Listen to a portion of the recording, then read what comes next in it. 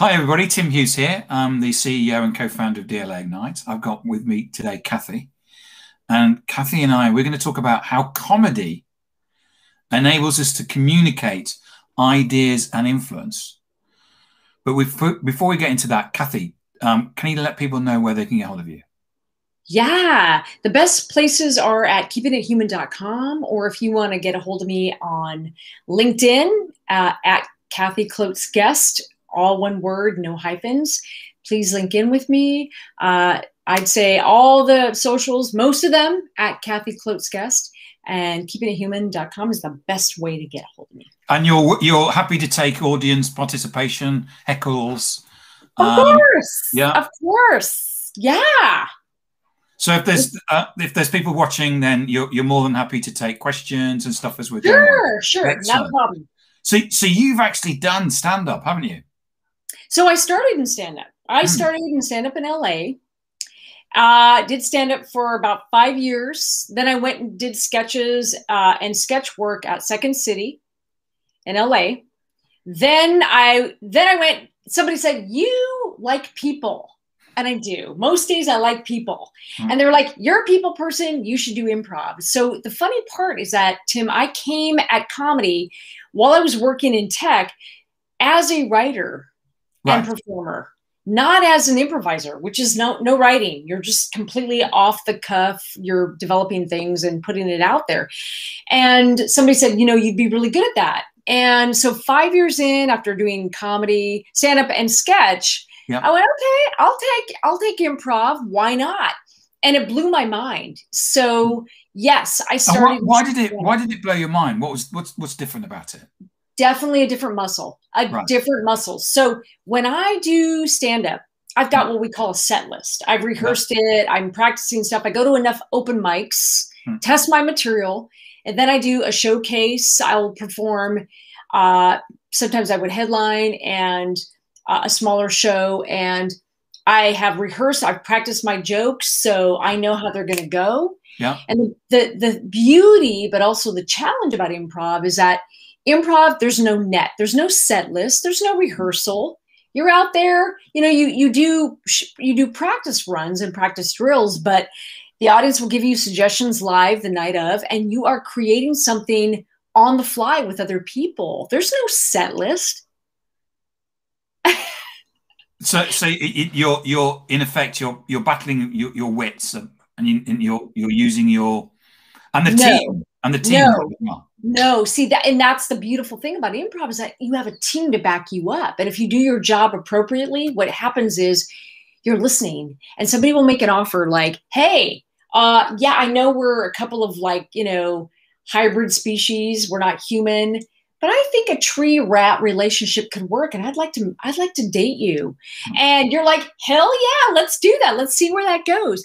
And I think the human mind is so wired to say no, I don't think so. And in improv, everything revolves around a central concept, which is yes and. Because yes and keeps it moving. So the different muscle about stand-up is I'm out there alone and I've rehearsed my jokes, and I might drop what we call the set list and do improv, which is what we call crowd work. I'm just going to talk to the audience. That's called crowd work. The thing about improv is that I am completely making it up with other people. So I have to remember that my job is listening to my teammates, saying yes and, making them look good. And it's a different muscle. It's a fundamentally different muscle. And by the way, I would say for people listening that yes and is such an important way that we show up for ourselves and other people in companies. Yes and is a way that we could actually be there to support other people. Because quite often in meetings in companies, it's all about, oh yeah, we can't do that, or we did that before, rather than actually supporting people. Right. Well, we do this a lot. Our natural human brain, it's not our fault. This is evolution. Our human brain is wired to weed out threats. So we yes, but, that will work. Yes, but. We do it all day long, and we don't even realize we're doing it. The thing is that if we do that in many times and we do it enough times, If I did it to you, Tim, and we just talked for 10 minutes and I just yes butted you, at the end of it, you'd be like, I'm done. I am not going to give her any more of my like pearls of wisdom because she just finds fault with it. And so what ends up happening is we don't realize it. If we yes but people enough times, they shut down. Yes. And we have to really be aware that yes and doesn't mean we have to do the thing. It doesn't mean I'm ratifying something ridiculous. It just means I hear you. Let's explore. That's very, very important because if we shut down anything we don't like, we're never going to get to the really beautiful gem of an idea that could work. And so I think if we yes but people, we are really killing our own creativity. And that really is not good. Oh, absolutely. Yes. Yeah. And you have to give the people space to be creative as well. Yes, we have to. And I think, unfortunately, we are so wired to kill ideas because we're so used to criticism. We are so used to people going, that won't work. I don't like that. I already thought of that idea. Somebody else did that idea. We are so wired to hear 50 reasons why something won't work. So we kind of arm ourselves up in these kinds of, environments. And the thing that I really want people to understand is that when you do that, you are killing creativity. We all say we want creativity. And isn't it interesting that when somebody comes up with an idea, we decide to swarm and kill that idea and get negative on the person. And yet, that very negative thing that we do and project onto other people, if we do that enough, we are strengthening and giving energy to that inner critic, and it will come back and kick our own ass. Because it's the very thing that's going to keep us from going, yes, and that's a great idea. You should verbalize that. And it's really important that we are able to verbalize our own and yes, and our own ideas. And the reason we don't is because we are afraid. We are afraid of other people's yes butting. We are afraid of it. And if you maybe we should start banning that in companies or something. Yes, stop banning it. Doesn't mean you have to do it. Get over yourself. If we want radically ridiculous, amazing, innovative ideas, we have got to encourage crazy ideas. Yes. And the only way to do that is to make it safe. Yes. Yeah. So what can people be doing to enable them to start using comedy as a way to get their ideas across in business? Because it's kind of like a, like, does that mean I need to be funny, or what does it mean? So there's two things. First of all, you don't have to be funny. You don't have to be funny, and you're going, woo! Listen, it helps to be funny. I'm not going to lie to you. Improv will make you funnier. Stand-up clearly will make you funnier. That's not necessary. So let me first tackle, there's two different things. There's stand-up sort of principles and sketch principles, and then there's improv collaboration principles. Let's deal with each separately. If you're going to use stand-up principles, here's the thing. Think about stories. Think about the truth. What makes stand-up funny, if you're not in an environment where you're collaborating with other people, what makes stand-up so brilliant is that somebody said something true that we're all thinking, right? And we didn't have the courage to say. So what's going to make you an influential communicator of your ideas is to say the truth.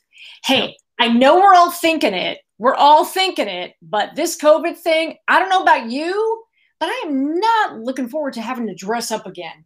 I'm not, like, be the person to call out the elephant in the room. Yeah, say it, because everybody's thinking it. So the truth matters. Second of all, don't be afraid, if we're using stand-up principles, don't be afraid when you communicate to be vulnerable. Yes. You know, your protagonist is flawed. I'm going to say it again. When you tell a story and you're perfect and you're the superhero of your own story, the audience can't relate to you. Yes, absolutely. Yeah. You have to show failure. You have to show failure. And what makes comedy so great and so palpable and so connected to us is that somebody, a comic, lowered the armor and said, listen, I am imperfect. Like, you know, look, I've been married like 22 years. Marriage is hard. And in that time, like, did I ever consider divorce? No. Murder? Hell yes. Right? And the people who laugh the hardest I know have been married. If you haven't laughed at that joke, you haven't been married. I see you. Say the thing that we're all thinking, because now you're flawed. I'm flawed. I relate to you. Yes.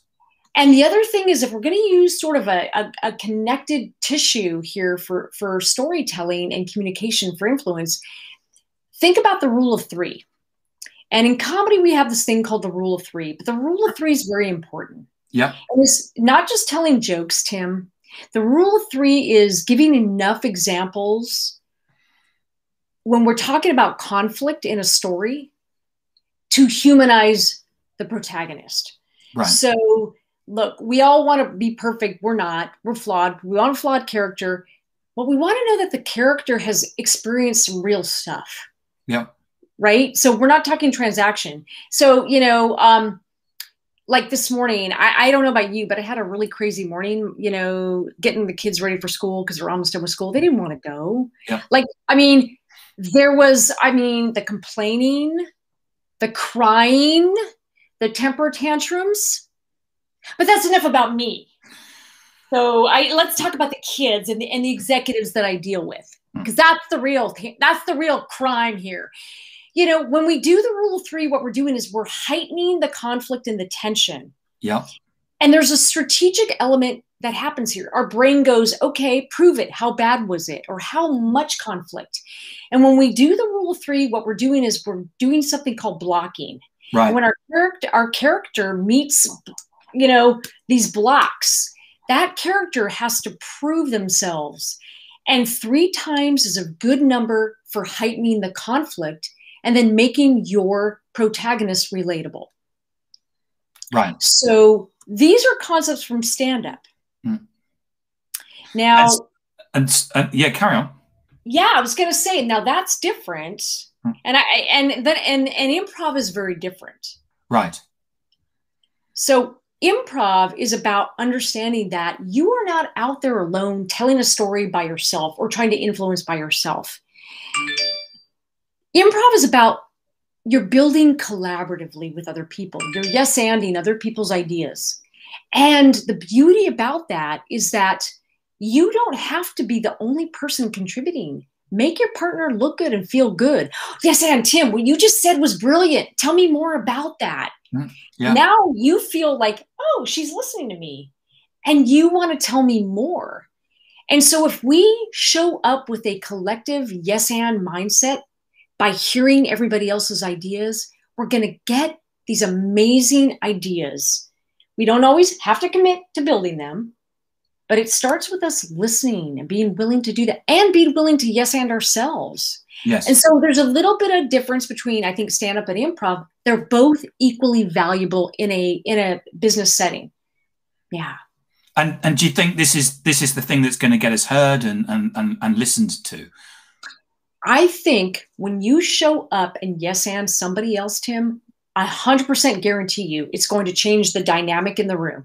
Yeah. If I'm sitting here going, yes, but Tim, that's not going to work. Yes, but we already tried that. Yes, but I don't like your ideas. Yes, but your idea is craptastic. Yes, but you're like, why would I even try? She's annoying. She's horrible. She's horrific. I don't like this. Now, what happens if you give me a bunch of ideas and all of a sudden I'm like, Tim, that's a great idea. Let's build on that. Or Tim, tell me more about that. And I love that. Yeah, and I love that. I promise you, when we start to yes and, we elevate other people. We build with other people. It's not Kathy's idea. It's Kathy's and Tim's and Tina's and everybody's idea. I see Tina. Hey, Tina. We're building. Tina makes a really great point there about elevating others. Elevate yourself. Yes, because when we build up other people, Tim, we have their backs. Now, it's not Kathy's idea. It's Kathy and Tim's and Tina's. And how emotionally invested is Tina in making sure this idea succeeds? A lot more. You know why? Because she fed into it. We yes-anded her part of it. I promise you, if you want to build something together, start to yes-and other people and start to yes-and yourself. That's super important. So what can we be doing what can we learn from stand-up? in business, and what are the concepts of improv that more importantly, that can we be using within business? Yes. Stand up, I want you to realize that you're out there trying new things. You're experimenting. Stand-ups have an experimental mindset. We are out there and we know some jokes aren't going to work. And that's okay. We're out there experimenting. That's okay. And I think, I know in certain places some jokes work and some don't. I live in a particular posh area in London, and I know that when I go to a local comedy club and they stand there and tell a joke and they said, yeah, I knew that wouldn't work because it's St. Margaret's and you're all posh. Right. Well, and that's a really important point, is that stand-up, Tim. So here's the thing. Comedy, like all great storytelling and influence, focuses on the truth. Yeah. So ask yourself, am I telling the truth here? Am I willing to call out the elephant in the room? Look, I spent 15 years as a woman running teams in very male-dominated tech. Yep. And all the different teams in tech had different nicknames, right? The IT guys were the it guys, IT. The sales people were like sales bros. They were the dough bros. The finance guys were the finance guys, right? And then I was excited because they finally settled on a name for the women in my department. Kathy. Yeah. Right? Yes. And you can't help but laugh. You know why? Because it's the truth. It's the truth, yes. It's the truth. I'm telling you the truth. I was honestly, sometimes, for a good portion of my career, the only woman in my department. Yes, indeed. Or I was one of maybe 2 women. So when you hear the truth made funny, you cannot help but laugh. Yes. So the thing about, if you want great principles of storytelling from a stand-up perspective, focus on the truth, telling the truth. Yeah, the power of 3, the threes. It is. Yeah, rule of 3. Rule of 3. Rule of 3 is very important for building tension and releasing tension. Absolutely. And I think the other part is, don't be afraid to experiment. Don't be afraid. Look at comedy as, it's not about being funny and forcing funny. It's about being vulnerable. Yeah. And saying, this is the truth we need to call out. And I'm going to experiment here. And it's okay. Don't be afraid of that. If we look at improv is similar, just slightly different. We're talking about a group environment. And so in improv, the questions we have to ask ourselves is, how am I showing up for other people? Am I showing up to have somebody else's back? This is super important, Tim, because if I'm all about me, if I'm making it about me, I am not making it psychologically safe for other people to show up as themselves and give ideas. Yes. So yes, and listen, say yes, add on to it. So if you said, hey, Kathy, how about we have a party next time we meet? I'd be like, oh, yes, and let's do hot air balloons and like chocolate. We'll get hot chocolate, and then we'll do clowns. And then you might say, oh, I love clowns. Yes, and let's get an orchestra. Crazy, right? And here's the thing. We're going to go to these crazy places, Tim. It's okay. Not all these ideas are going to be viable.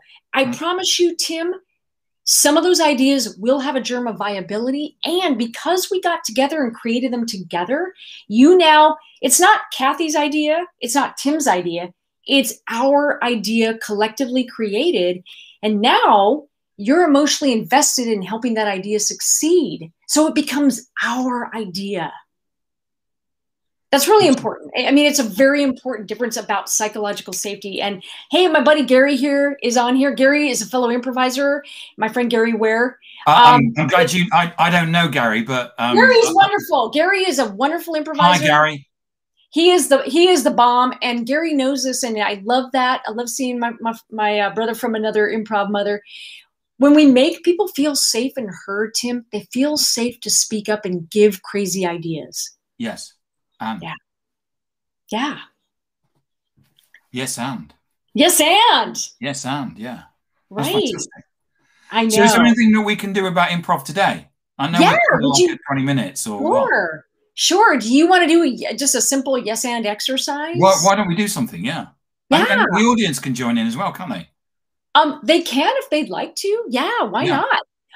So Tim and I are going to first, let's do something. I want to just demonstrate something very quickly. Yeah. I want to demonstrate the difference between yes, but and yes, and. Now, yeah, a yes, but is a no. So I'm just going to treat it as a no. It's a no.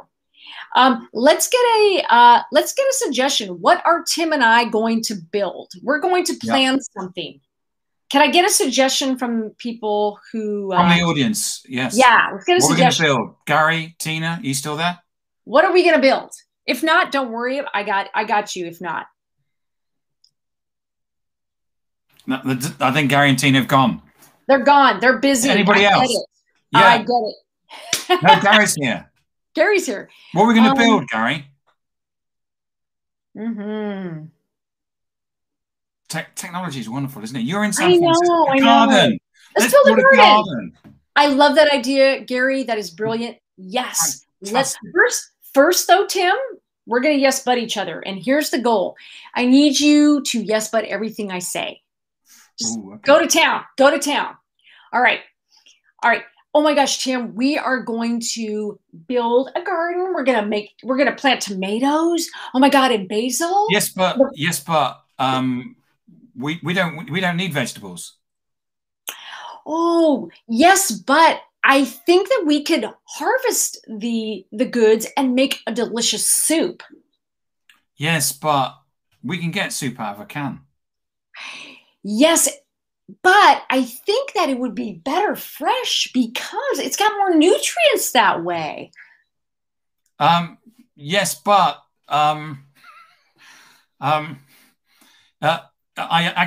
we need it quickly. We need it now. We need to eat something for supper tonight. Well, yes, but there's nothing more quick and expeditious and fresh than pulling from our garden out of can, buddy. Do I need to carry on? And scene. Right. And you see how that goes. And that's just not so much fun. Now let's try this. Yeah, it's not fun at all. You want to punch me in the face because you're like. Yes, I did actually. Yeah. Yes, because everything. You're trying to move the ball forward and you're in a meeting and somebody keeps finding reasons to like, yes, but you and shut you down. And make no mistake, a yes, but is a no. It's a no. Yeah. Right. You can wear a party dress, but it's still a no. We know this. Now let's try something, a little switch. Let's build a garden because I know. Yeah. I wanted to say yes, and Gary's right. I'm so trained to yes, and, but the exercise was yes, but, and I had to. I could see she was having difficulty. Yes. I know because I'm so wired for yes, and Gary's right, but he's an improviser as well. And so because I'm trained, my brain goes, no, don't say yes, but. Now let's try yes, and. So everything, we're going to build a garden, Tim, and everything the other person says, we're going to accept, we're going to yes, then we're going to and means adding on something that moves that original idea forward. Okay. So, all right. Oh my gosh, Tim, I'm so excited. We are going to build a garden and we're going to put birds in there and we're going to make a bird sanctuary inside the garden. Yes, and what we're going to do is that can we have an orchard as part of the garden as well?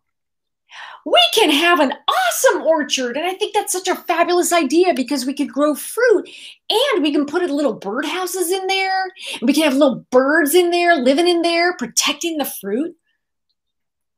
Yeah, that would be great because we'd have the birds. And then what we can also have is that we can have some beehives and then they can pollinate the orchard so that we can get lots of fruit. And they kind of, I know that we've got birds and bees and they're living together. Exactly. And then we can have the birds and the bees, like create some kind of magical show. And then, hey, we can always put the kids in front and say, hey, now's your chance to actually understand the birds and the bees. And it could be a comedy show too, while we serve the fruit. Yes. And what we could do is that with the fruit, we could actually make a punch. And we can have fruit punch, not alcoholic fruit punch, obviously, because of the children. I love that. Yes, and we could have a separate bowl for the kids. Then we can have the adult fruit punch. With the vodka. With the alcohol. And we could just, oh my God, it could be such a fun party. Now, I'm going to call it there.